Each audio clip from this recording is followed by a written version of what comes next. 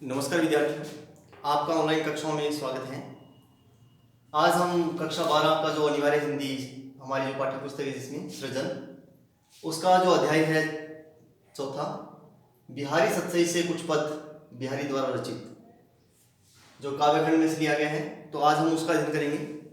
तो इससे पहले अपने जो कवि परिचय वो होना चाहिए कि बिहारी कौन है, उन्होंने क्या रचनाएं लिखी हैं। तो रीतिकाल के प्रतिनिधि कवि जो बिहारी हैं, उनका जन्म पुराने ग्वालियर राज्य के वसुआ गोविंदपुर गांव में हुआ था। ये जाति के माथुर चतुर्वेदी ब्राह्मण थे और इनका जन्म सन 1595 ईस्वी में हुआ था, यानी कि 1595 में इनका जन्म हुआ है ईस्वी में। और ये आमेर जयपुर के महाराजा जयसिंह के आश्रित रहे। ये राजाश्रित होते हुए भी स्वतंत्र एवं निर्भीक प्रकृति के थे और इन्होंने रीतिकाल के जो प्रतिनिधि कवियों में इनका नाम लिया जाता है। इन्होंने कुछ लक्षण ग्रंथ भी लिखे हैं। फिर भी जो इनके सतसई हैं तो उसमें विभाव, अनुभाव, संचारी भाव, नायिका भेद, हाव भाव आदि के सभी उदाहरण मिल जाते हैं। इस विशेषता से इन्हें रीति सिद्ध या रस सिद्ध कह सकते हैं, अपने रस सिद्ध कवि माना जाता है। तो बिहारी जो सतसई हैं, जो जिसमें से ये पद लिए गए हैं, तो बिहारी जो सतसई हैं तो उसमें भक्ति, नीति और श्रृंगार, तो इसकी जो त्रिवेणी है, यानी कि तीनों का इसमें संगम होता है।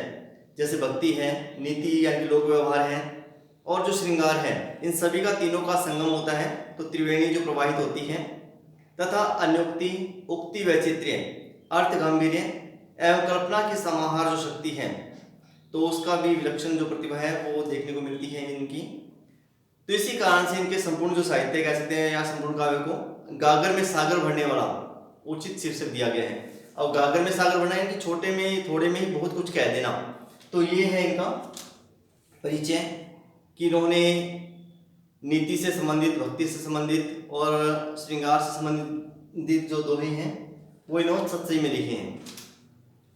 तो आज हम इनका जो लिखा गया है बिहारी सतसई, तो उसमें से जो कुछ पद संकलित किए गए हैं हमारे पाठ्यक्रम में, तो आज हम उनका अध्ययन करेंगे। तो पहला जो है इसमें, मेरी भव बाधा हरो राधा नागरी सोई, जा तन की झाई परे श्याम हरित दूती हुई। अब इसमें बिहारी जो है ये कृष्ण भक्त थे, तो इन्होंने इसके अंदर राधिका जी का वर्णन किया है कि राधिका जी को प्रसन्न कर रहे हैं। ये राधा वल्लभ संप्रदाय का प्रतिनिधित्व भी मान सकते हैं इसमें हो रहा है इस दोहे के माध्यम से। अब ये चाहते हैं कि जो अपनी बात को सीधा किसी से न कहते हुए अब राधा जी के माध्यम से वो कह रहे हैं कि राधिका जी जो है कि हे राधिका जी, मेरी भव बाधा हरो राधा नागरी सोई, कि हे राधा जी आप मेरी जो सांसारिक बाधाएं हैं उनको दूर कीजिए। अब दूर कौन करेगा? श्याम, कृष्ण जी कर रहे हैं, लेकिन अनुनय विनय किसका कर रहे हैं? राधा जी का कर रहे हैं। ये जा तन की छाई पर श्याम हरित दूती हुई, कि जिनके तन की छाई पड़ने से, यानी कि परछाई पड़ने से श्याम हरित दूती हुई, यानी कृष्ण भी जिनका रूप सौंदर्य देखकर या जिनका एक झलक देखकर आनंदित हो जाते हैं, तो उसी प्रकार से हे राधिका जी आप मेरे जीवन की जो बाधाएं हैं उनको दूर करते हुए, मेरी जो सांसारिक बाधाएं हैं उनको दूर करते हुए मेरे जीवन में भी आनंद लाइए, आनंद प्रदान कीजिए। और श्याम और हरित जो दूती है, अब क्योंकि हरे रंग के ऊपर जब गौरवर्ण जो है या काले रंग के ऊपर जब सफेद रंग का प्रभाव पड़ता है तो वह हरा रंग हो जाता है। अब इसमें हरा होना, हरित दूती मतलब हरा हरा दिखाई देना, अर्थात खुशहाली होना, प्रसन्नता होना, ऐसा भाव इसमें लक्षित किया गया है। तो इसमें अनुनय विनय किया गया है राधिका जी से, और वे कृष्ण जी से अनुनय विनय कर रहे हैं साथ ही साथ में राधिका जी के माध्यम से। दूसरा है, तो परवारो उर्वशी सुनी राधिके सुजान, तू मोहन के उर्वशी है बसी हवे उर्वशी समान। अब इसमें भी राधिका जी का जो रूप सौंदर्य उसका वर्णन किया गया है। एक जो नायक अपने कह सकते हैं, जो गोपी है, ग्वालिन जो है, वो राधिका जी से कहती है कि तो परवारो उर्वशी, उर्वशी। अब इसमें उर्वशी शब्द दो बार आया हुआ है यहाँ पे, और एक यहाँ पे आया हुआ है उर्वशी। उर्वशी ये तो एक अप्सरा के लिए कह सकते हैं, अपनी अप्सरा के लिए है, और उर्वशी हृदय में बसने के लिए आ गया। और उर्वशी जो है ये जो है एक गले का जो आभूषण है उसके लिए प्रयोग किया गया यहाँ पे, यानी कि शब्द एक जैसे हैं लेकिन अर्थ अलग अलग है यहाँ पे। तो इसमें श्लेष अलंकार आ रहा है। तो पर वार उर्वशी सुनी राधिके सुजान कि हे राधिका जी, आप पर मैं, अब ग्वालिन जो है, गोपी जो है, जो सेविका है राधिका जी से कहती है कि हे राधिका जी, मैं आपके ऊपर उर्वशी के सौंदर्य को वार रही हूँ, क्योंकि उर्वशी जो है देवताओं की अप्सराओं में सबसे सुंदर अप्सरा थी, तो मैं उसको भी आपके निछावर करती हूँ। तू मोहन की उर्वशी, कि आप तो मोहन के हृदय में बसी हुई हैं, हवे उर्वशी समान, कि जिस प्रकार से हृदय के ऊपर आभूषण सजा रहता है, तो उसी प्रकार से आप श्री कृष्ण के हृदय के अंदर बसी हुई हैं। तो इसमें अनुप्रास अलंकार भी है, श्लेष अलंकार भी है, यमक अलंकार है, श्लेष नहीं है, यमक अलंकार इसमें, क्योंकि उर्वशी जो शब्द है एक जैसे आ रहे हैं और अर्थ अलग अलग हो रहे हैं, तो इसमें यमक अलंकार है। तीसरा है बंधु भय का दीन के को तरे और बुराई, टूठे टूठे फिरत हो झूठे विरत कहाई। अब इसमें एक उलाहना दिया जा रहा है कृष्ण जी को बिहारी जी के द्वारा। वे कहते हैं कि आप तो अपने आप में इतरा रहे हैं, अपनी बड़ाई खुद ही करे जा रहे हैं, जबकि आपने बड़ाई करने लायक कुछ काम किया ही नहीं है। तो इसमें उलाहना एक उपालंब दिया गया है, बंधु भय का दीन के को तारे और बुराई, कि आप कब दीन, यानी कि जो दीन दुखी हैं, जो गरीब हैं, उनके बंधु हुए हैं, मित्र बने हैं। को तारे और बुराई, कि आपने किसको तारा है? मुझे नहीं लगता कि आपने किसी को तारा होगा। टूठे टूठे फिरत हो झूठे व्रत खाई, कि आप तो अपने आप में अकड़े हुए फिर रहे हैं, जिस प्रकार से झूठे बादल, यानी कि आसमान के अंदर जो बरसने वाले बादल नहीं है, सिर्फ आप झूठे बादलों के समान, यानी कि जो किसी पे बरसते नहीं है, किसी को आनंद नहीं दे सकते, उस प्रकार से आप घूम रहे हैं। तो इसमें उपालंब दिया गया है, उलाहना दिया गया है इनको, कृष्ण जी को। चौथा है कब को टेर तो दिन रट, होत न श्याम सहाई, तुम लागे जगत गुरु जग नायक जगवाई। अब इसमें भी उलाहना दिया गया है कृष्ण जी पर, एक कटाक्ष किया गया है कि आपको भी संसारिक जो हवा है वो लग गई है। अब संसारिक हवा लगने का मतलब है कि आप भी स्वार्थी हो गए हैं, बिना स्वार्थ के आप भी कुछ नहीं करते हैं। कि कब को टेरो तो दीन रट, कि कब से मैं दीन रट में, दीन जो अवस्था में आपको पुकार रहा हूँ, टेर रहा हूँ, आपके नाम को बार बार ले रहा हूँ। होत न श्याम सहाय, कि हे कृष्ण, हे श्याम, आप मेरे सहायक नहीं बने हैं, अभी तक मेरी सहायता नहीं की है। तुम लागत जगत गुरु, कि तुम तो इस संसार के गुरु लगते हो, जग नायक जगवाई, और आप जो है संसार के गुरु होने के बावजूद भी आपको इस संसार की जो हवा है वो लग गई, अर्थात आप भी स्वार्थी हो गए हैं। जो अमीर लोग हैं केवल आप उन्हीं का ध्यान कर रहे हैं, जबकि गरीब की ओर आप ध्यान ही नहीं दे रहे हैं। तो इसमें भी एक उपालंब दिया गया, उलाहना दिया गया है।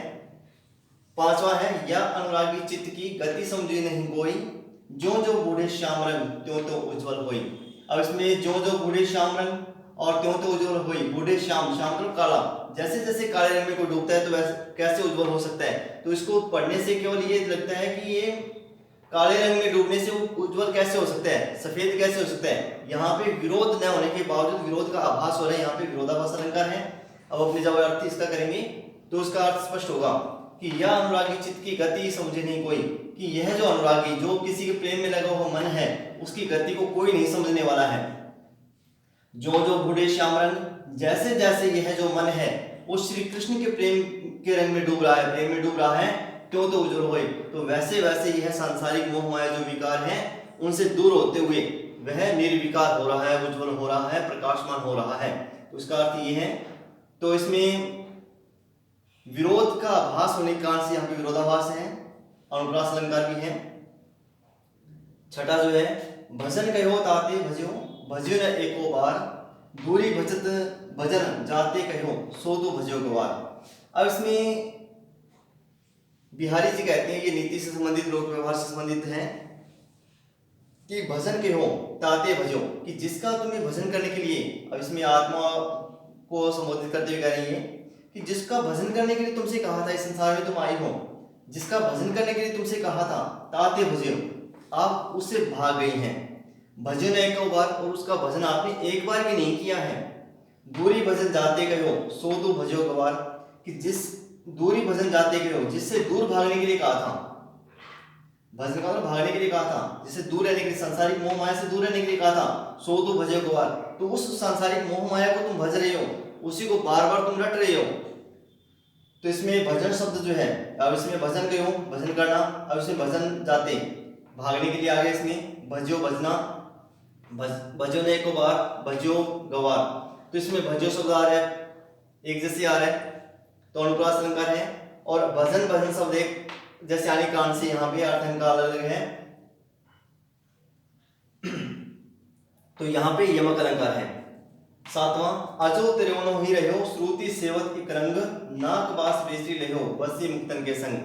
अब इसमें कहा है कि केवल वेद पुराण पढ़ लेने से ही किसी की मुक्ति नहीं हो सकती, वह मुक्ति को प्राप्त नहीं हो सकता, बल्कि अगर वह मुक्त रूप से रहते हुए, यानी कि जो सांसारिक जो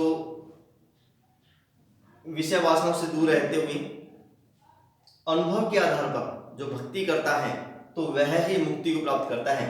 तो ऐसा इसमें बताने का प्रयास किया गया है। अजो तर्योनो ही रहो श्रुति सेवत एक रंग, तर्योना। अब अजो तर्योना, तर्योना मतलब एक कर्णाभूषण भी है, कान का आभूषण भी रहता है, और तर्योना दूसरा अर्थ है कि तरा नहीं है। अब पहले तो अपने सिद्धांत देखते हैं। अजो तर्योनो ही रहो श्रुति सेवत एक रंग, श्रुति कहा गया है कान के लिए, और दूसरा इसका अर्थ रहेगा वेद, कि हे आभूषण, कान के आभूषण, तो कान के संपर्क में रहने पर, कान के पास में रहने पर तो अभी तक तरा नहीं है, यानी कि तू कान का आभूषण है और कान का आभूषण ही रहा है।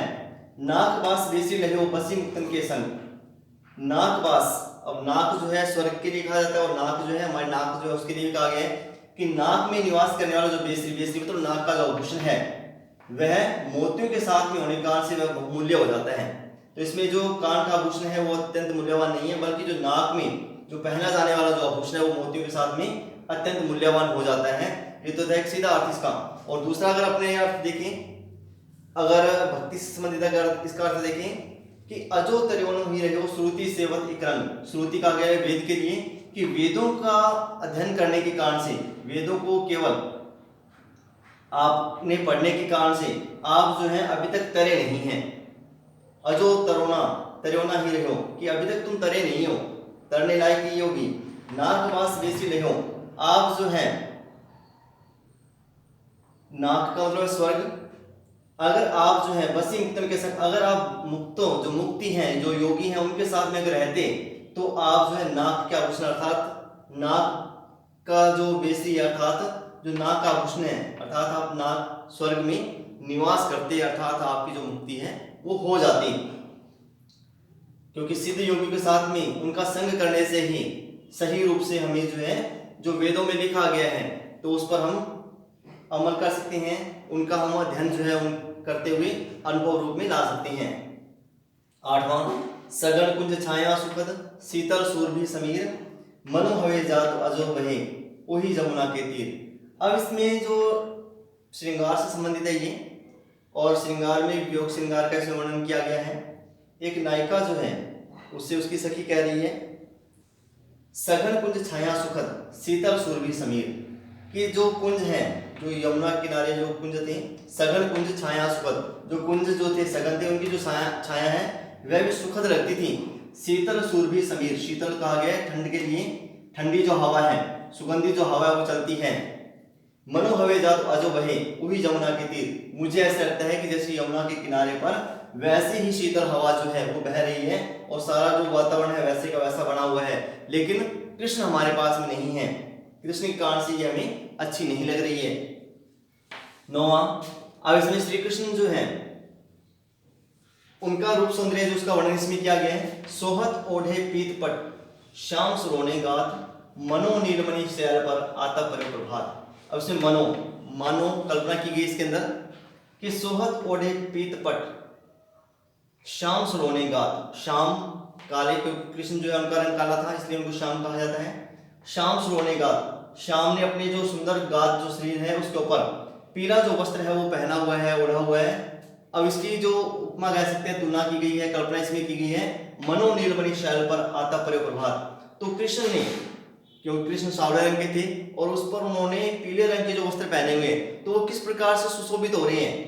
तो इसमें बिहारी जी ने कल्पना की है, ऐसे लगता है मानो नीलमणि शैल पर आता पर प्रभात, जैसे नीलमणि पर्वत के ऊपर सुबह की जो किरणें हैं वे आकर गिर रही हैं, तो इस प्रकार से उसकी जो सुंदरता है अत्यंत बढ़ी हुई दिखाई दे रही है। तो इस प्रकार से इसमें कल्पना की गई नीलमणि पर्वत के ऊपर जिस प्रकार से प्रभात की जो किरणें पड़ती हैं, तो उसी प्रकार से कृष्ण ने जो अपने शरीर के ऊपर पीले वस्त्र धारण किए हुए हैं, तो उस प्रकार से सुशोभित हो रहे हैं। तो उसमें मानव कल्पना की गई है, तो इसके कारण से यहाँ पे उत्प्रेक्षा अलंकार है, साथ ही साथ इसमें अनुप्रास अलंकार भी है। 10वां, इही आस अटक्यो रहतू अली गुलाब के मूल, हवे है फेरी बसंत ऋतु इन डाल में फूल। अब इसने कहा है कि जो स्मृति के समय मनुष्य जो है सुखपूर्ण जीवन व्यतीत करता है, तो बाद में अगर वह दीन हो जाता है, गरीब हो जाता है, उसकी वैसी अवस्था नहीं रहती, तो वह पिछली बातें जो है उनको सोचता है कि पुनः वैसा समय आएगा। तो ऐसा इसे बताने का प्रयास किया गया। इन्हीं आस अटक्यो रहतू अली गुलाब के मूल, अली कहा गया भंवरे के लिए, और एक शब्द रहता है आली। आली जो शब्द है,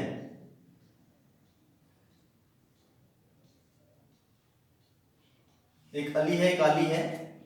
आली जो है वो सखी के लिए कहा जाता है, तो इसमें सखी जो शब्द नहीं है बल्कि अली भंवरे के लिए कहा गया कि अली गुलाब के मूल। अली जो है, जो भंवरा है, वो गुलाब की जड़ के साथ में इस आशा में लिपटा रहता है कि कभी ना कभी उसके अंदर जो है पुनः जो फूल खिलेंगे।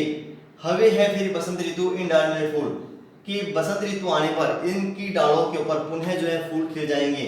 बल्कि एक सुखद वातावरण में जीवन यापन करने वाला जब वह दीनावस्था में आ जाता है, तो वह इस आशा में उसी स्थिति को बार बार देखता रहता है कि कभी ना कभी मेरे जीवन में पुनः उस बसंत ऋतु के समान सुखपूर्ण जो वातावरण आएगा, तो इसी आशा में वह जीवन यापन करता है।